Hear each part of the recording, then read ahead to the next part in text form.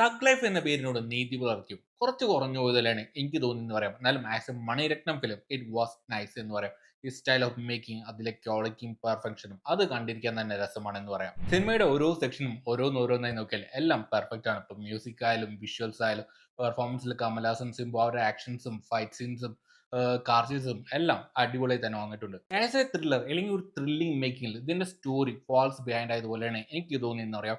ഒരു typical gangster movie, അതും വളരെ പ്രെഡിക്റ്റബിൾ ആണ്. അതുകൊണ്ട് എനിക്ക് സ്റ്റോറി ഭാഗം അത്രയും വർക്കായില്ല എന്ന് പറയാം. അതുകൂടാതെ സ്റ്റോറിയിൽ തൃഷയുടെ ഭാഗം എനിക്ക് വളരെ ക്ലാരിറ്റി മിസ് ആയതുപോലെയാണ് ഫീൽ ചെയ്തിട്ടുള്ളത്.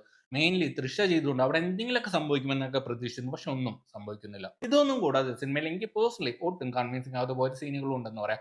ഇപ്പോൾ ജയിലിലെ വലിയൊരു മീറ്റിംഗ് റൂം അവിടെ വെച്ച് തൃശ്ശയായിട്ട് ഉണ്ടാകുന്ന റൊമാൻസ് ഒന്നും ചെറുതാണെങ്കിൽ പോലും ആ ഒരു റൊമാൻസ് ഒന്നും എനിക്ക് ഒട്ടും കൺവിൻസിംഗ് ആയിട്ട് ഫീൽ ചെയ്തില്ല എന്ന് പറയാം. പിന്നെ കമലഹാസൻ മഞ്ഞുമലയുടെ മുകളിൽ നിന്ന് വെടിയേറ്റ് താഴേക്ക് വീണിട്ട് അടുത്ത സീനിൽ എഴുന്നേറ്റ് കുറേ ദൂരം നടക്കുന്നത്, അതൊന്നും എനിക്ക് ഒട്ടും കൺവിൻസിംഗ് ആയിട്ട് ഫീൽ ചെയ്തില്ല എന്ന് പറയാം. സെക്കൻഡ് ഹാഫിൽ പിന്നെ സിനിമയിൽ തന്നെ ജോർജ് പറയുന്ന പോലെ തന്നെ കമലഹാസൻ ബോധിധർമ്മനായിട്ട് മാറുന്നുണ്ട്. പക്ഷെ ആ ഒരു ഫൈറ്റ് സീൻസ് ഒക്കെ അടിപൊളിയായിട്ടുണ്ട്.